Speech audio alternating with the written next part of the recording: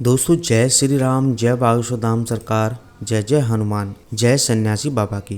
दोस्तों देखिए 10 सितंबर अजा एकादशी 200 वर्षों के बाद बना दिव्य और दुर्लभ संयोग। दोस्तों आज हम आपको पूज्य गुरु जी बागेश्वर धाम सरकार के पंडित धीरेन्द्र के शास्त्री जी के द्वारा बताया गया अजा एकादशी के दिन का बहुत ही अचूक और रामबाण उपाय आपको इस वीडियो में बताएंगे।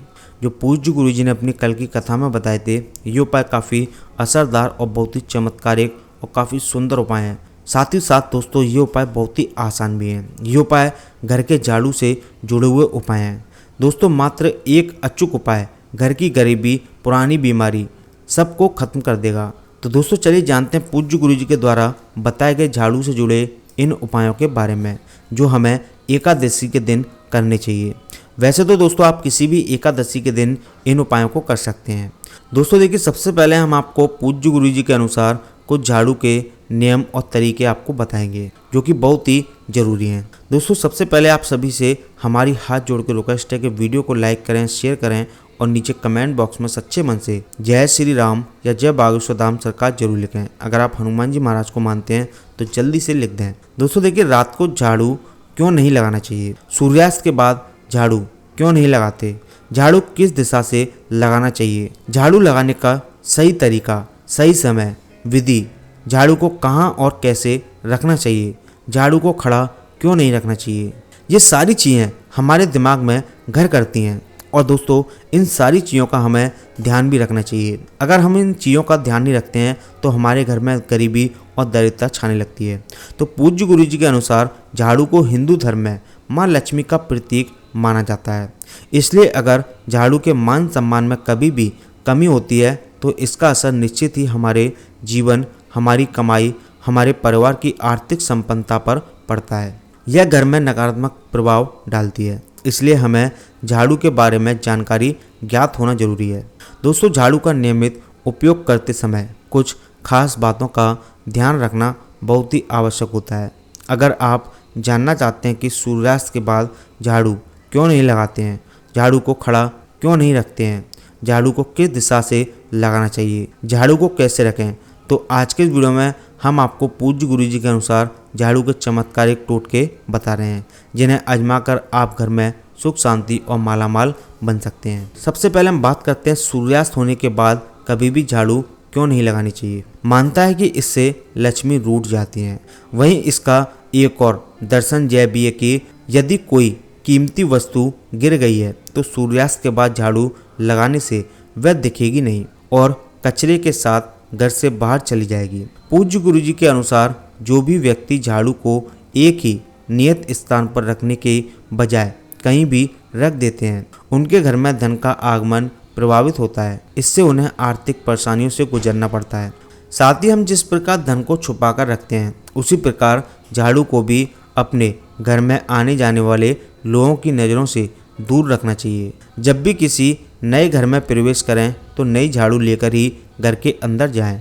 यह शुभ शकुन माना जाता है। इससे नए घर में सुख, समृद्धि और शांति बनी रहती है।